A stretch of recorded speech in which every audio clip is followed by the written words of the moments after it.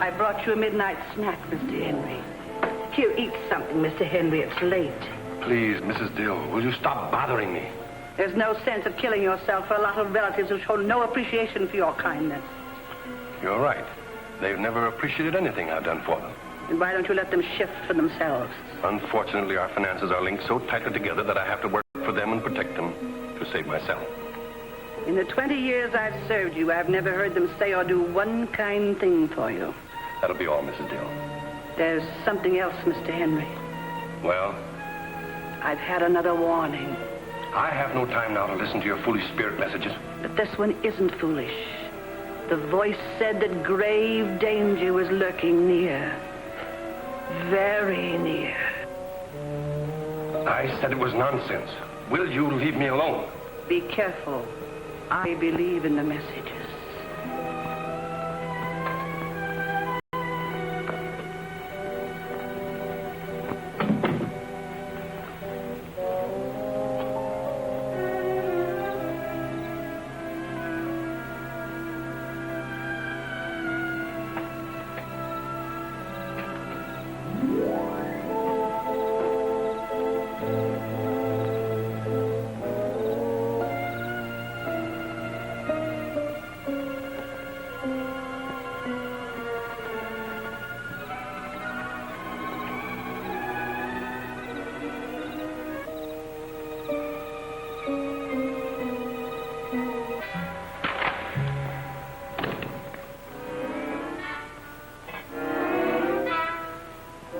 Good evening, Henry.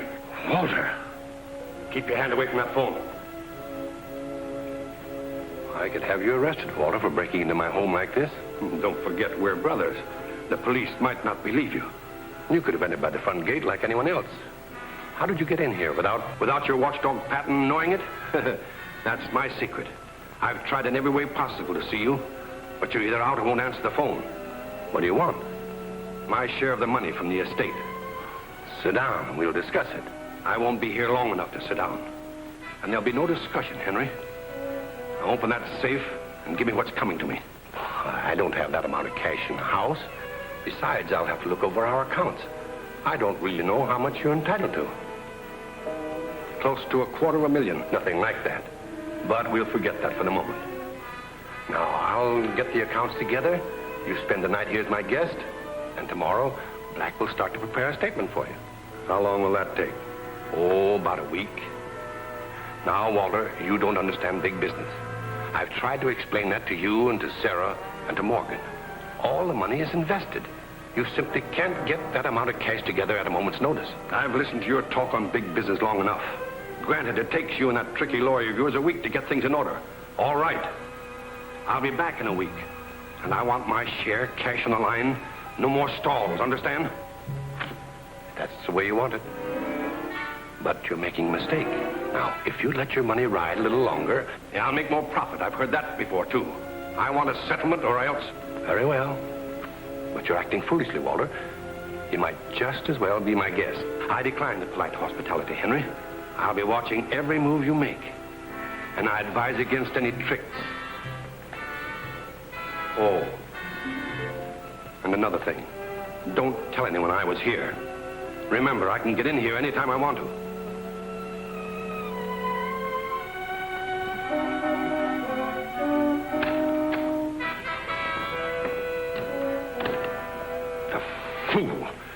I'll settle with him. I'm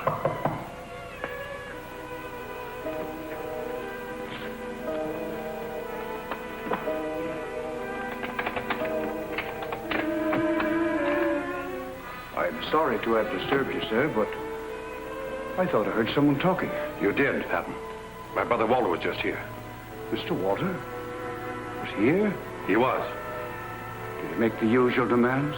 Yes. And this time I'll have to do something. Have you any ideas, sir? Not yet. But he threatened me, Patton. He means to kill me.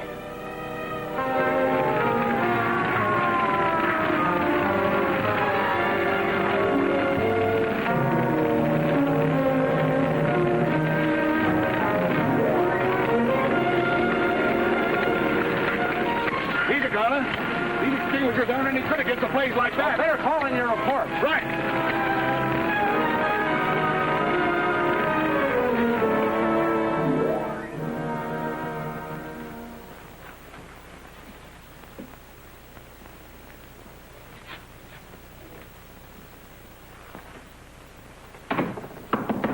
Come in.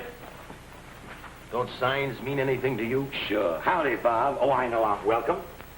That personal mail is under that first flap of the folder. Thanks. You know, I think you would. Oh, now, you know the nosy reporters make the most money. That is, most of them. There's more going on over the city police headquarters. Ah, run-of-the-mill stuff, Bob. Man down, man up, code 3, loud radio, illegal parking on Adams and Spruce. Now, you know I can't print that. Yeah, I know things are getting bad.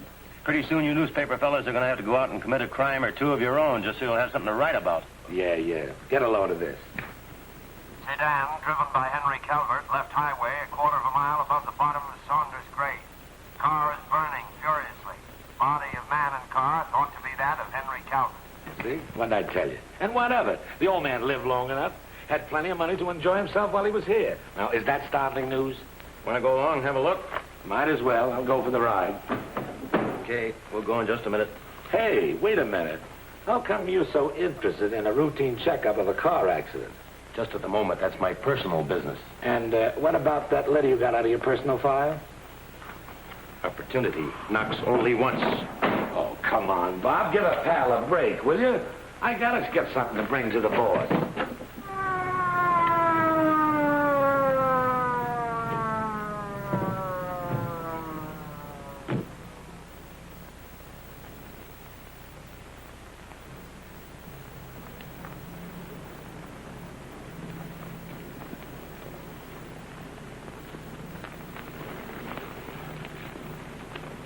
He was doing well over 50 miles an hour, Mr. Stewart. Probably went out of control. Is there enough there for identification? Yeah, these cards and this license all point to Henry Calvert.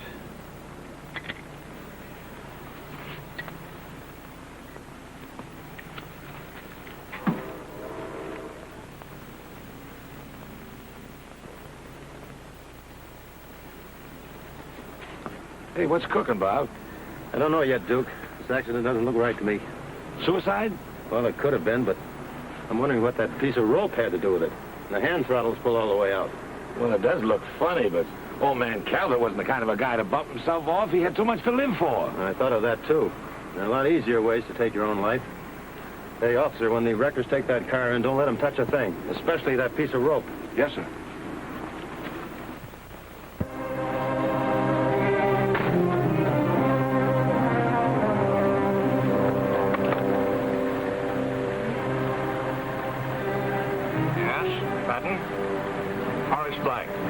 Open the gate. Yes, Mr. Black. And please be sure that the electric eye closes the gates after you have entered.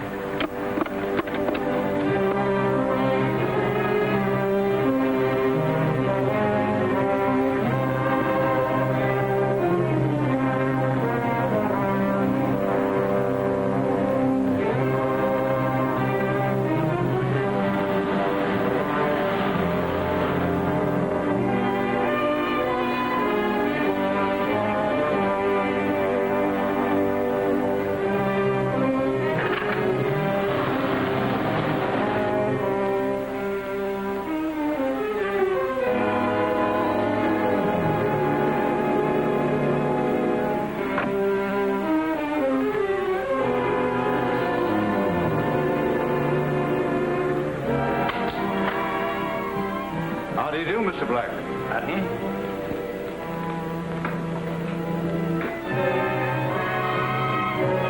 You'll take your orders from me from now on, Patton. That is, if I think your orders are necessary. Oh, Mr. Black, I'm so glad you arrived. How do you do, Mrs. Steele? Now, there's nothing to get excited about. Just be calm. Oh, I know it. If you'd only listened to me, the voice gave me the warning. I'm not interested in your fool messages, Mrs. Steele.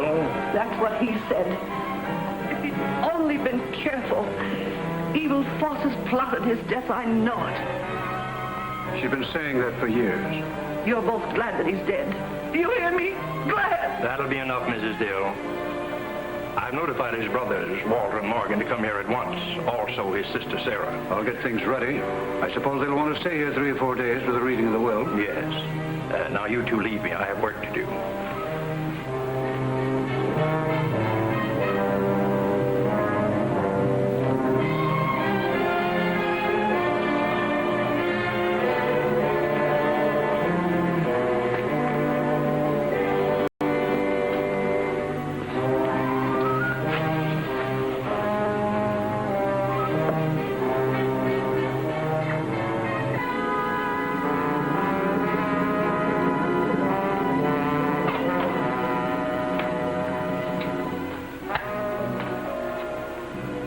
Has arrived, and he's notified the others to come for a reading of the will. Good.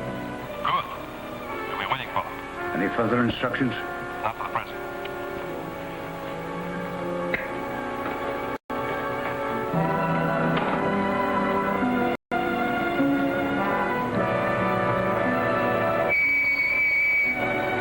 What we do now, walk the rest of the way?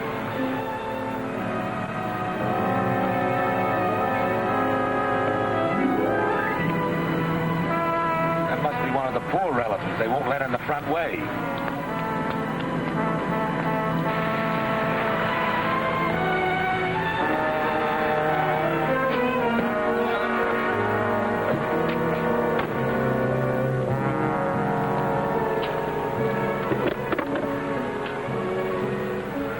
Yes? Bob Stewart, State Bureau of Investigation.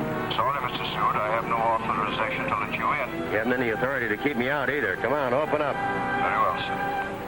And be quick about it, too.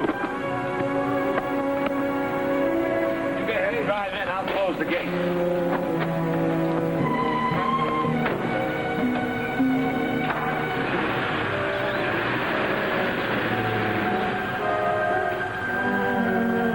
Imagine that guy wasn't going to let us in? Hey. Whoa. What kind of a place is this? I'm going to get one of those electric eye gags to keep you out of my office.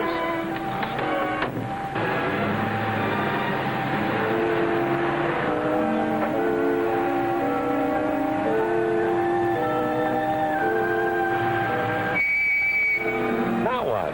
There's that poor relation again.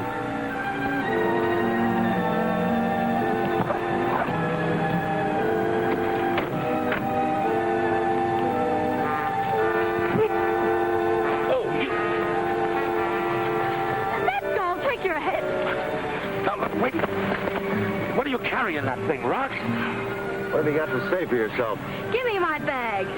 You permit to carry this gun? What business is it of yours? My name is Bob Stewart, State Bureau of Investigation. And my name is Ruth Allen, and now if you'll give me back my bag, I'll continue with my affairs. Why didn't you come in the front gate like everyone else? Well, the telephone wouldn't work. What's your business here? I don't have to answer that. Do you know anyone on this estate? Why don't you take me up to the house and find out? It's a very good idea. My car's right over here. I've never seen this young lady, but I do know there is such a person as Ruth Allen. She's mentioned in Mr. Calvert's will. Papers in her purse seem to indicate she's Miss Allen. Well, are you satisfied, Mr. Stewart? Almost. Except for A gun? Yeah, only she uses it like a blackjack. Miss Allen, I believe that your father was once a business associate of Mr. Henry. Yes, he was. That's why I intend to be here when the will is read. Well, unfortunately, you'll have to wait till I make a trip to the city. About a week ago, Mr. Henry Calvert ordered me to bring the will here for changes.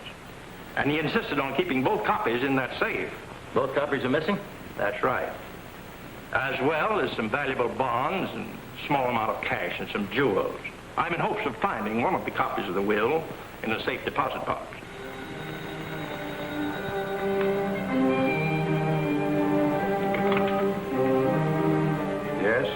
Patton. Morgan Calvert, open up this confounded prison. Yes, sir.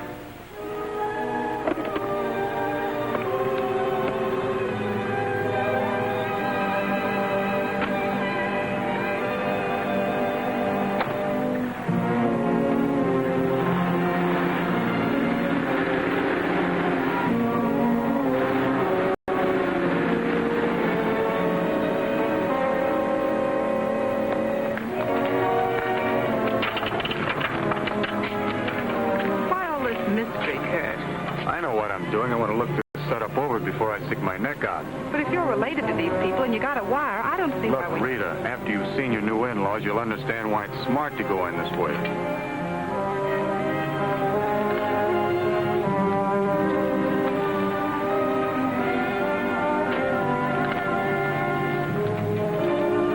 Then you left New York before you received Mr. Black's wire advising you of your brother's accident. Of course he did. I sent the death telegram only an hour ago.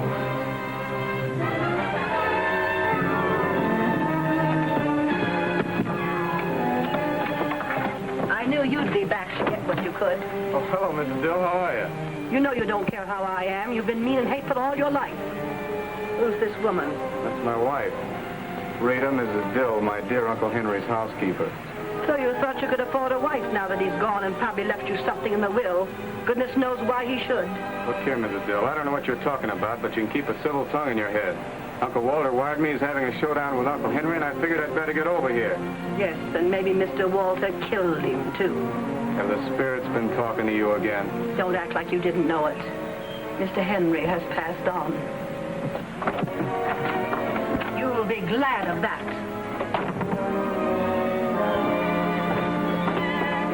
I'll get back in the city as soon as possible. In the meantime, I'll have rooms assigned to you.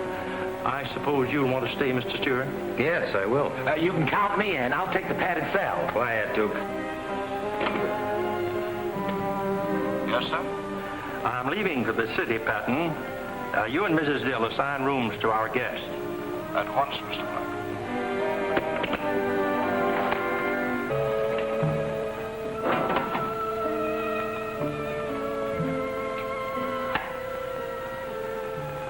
Black has ordered me to assign rooms for the guest. Very well. Instruct Mrs. Dill to give my dear brother Morgan the master bedroom. Yes, sir.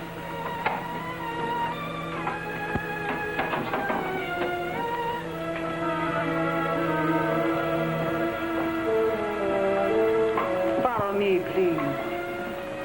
I think it would be fitting if Mr. Morgan had the master's room. I am sure that Mr. Henry would have wanted it that way.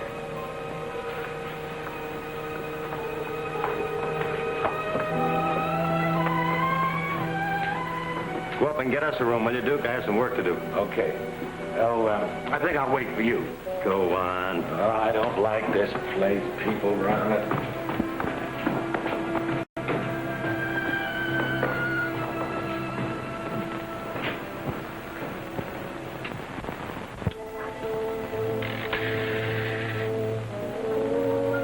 Operator, get me State Police Headquarters. Hello, this is Stewart. Put out a general broadcast. Pick up a man by the name of Walter Calvert. Between 53 and 55 years old. Weight about 190. Gray hair. Hold for suspicion of murder. That's right. You can reach me at the Calvert place. Bye.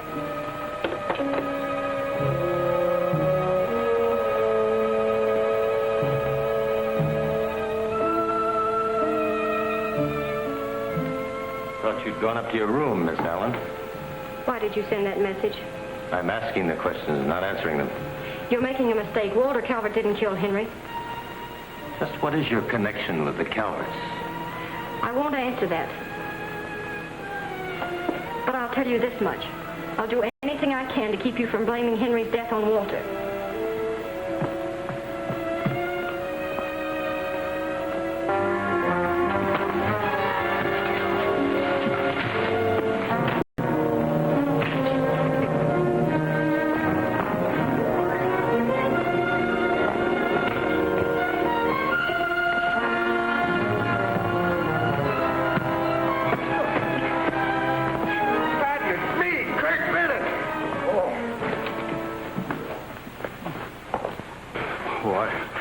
sorry, Mr. Bennett. I didn't recognize you. What's going on here?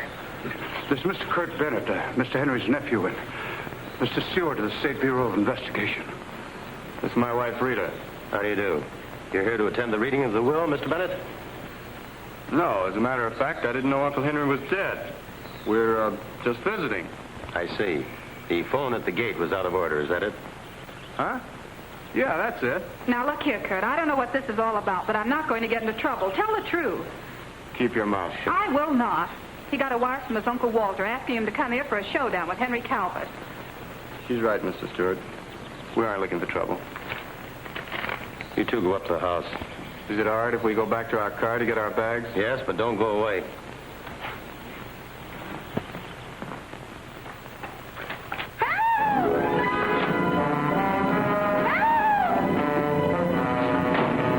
Where did that come from? I don't know.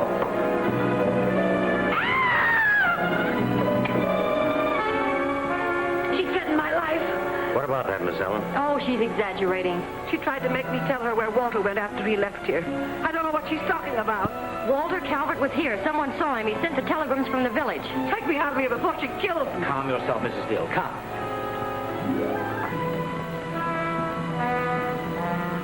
You know, Miss Allen, if you don't stop interfering, I'm going to have to lock you up.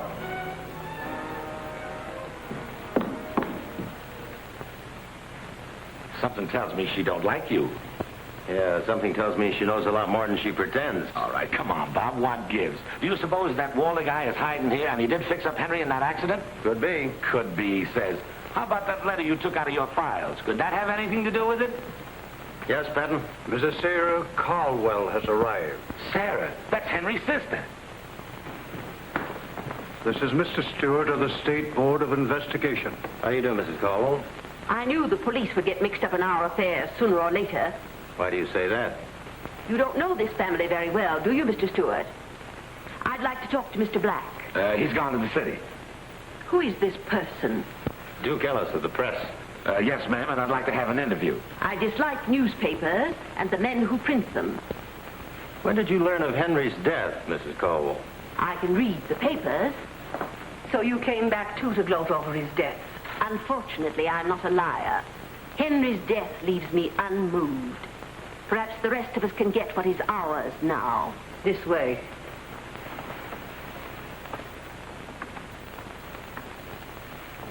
For Pete's sake, Bob, break down. Well, what's this all about? I'm still piecing it together myself. But we'll know more when Black gets back from town. Why did I ever get into this? You wanted a good story? This might be it. A nice murder mystery. Hey, do you think that Walter did murder Henry or something like that? I found no copies of the will in any of the safety deposit vaults.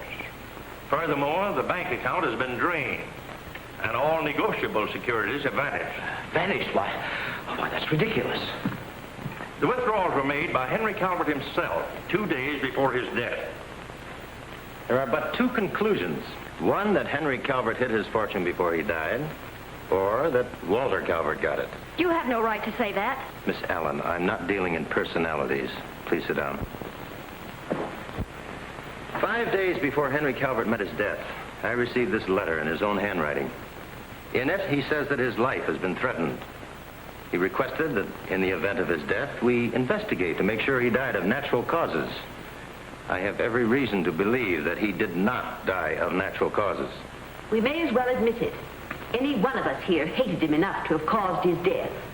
And this representative of the law should be told all the unpleasant facts about this family. All right, Sarah. You do the talking. And don't think she can. All right. That note must be found by Morgan tonight.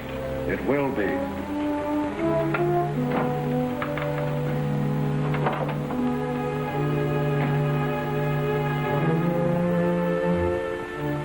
Did you lose something, Mr. Ellis? No, thanks. Oh, yes. My good sense, or I wouldn't be in this nut house. Oh. We'll make a thorough search of the house for the missing will. And the money, if you don't mind.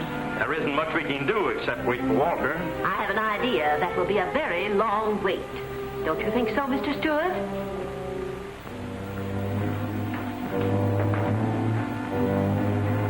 See that everybody's comfortable, Patton. Yes, sir. Bob, wouldn't ask that butler to make anybody comfortable. I tell you, the guy's guilty. Guilty of what? I don't know. He just looks guilty, that's all.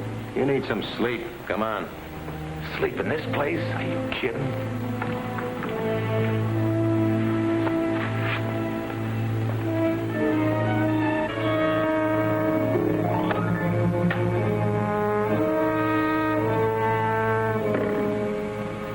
Go to the tomb at midnight if you want to find the money.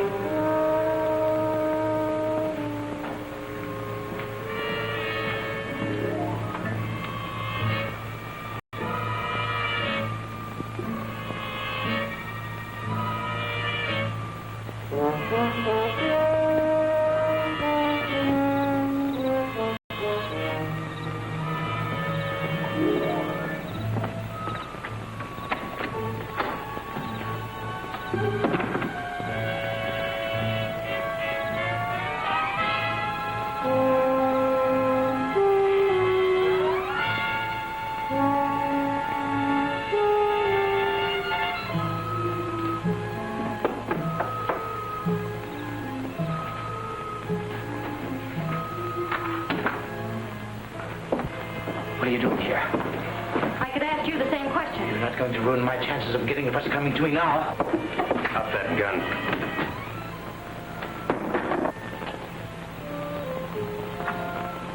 I wish you'd stop meddling in my affairs, Mr. Stewart. I'm perfectly capable of taking care of myself. So I see.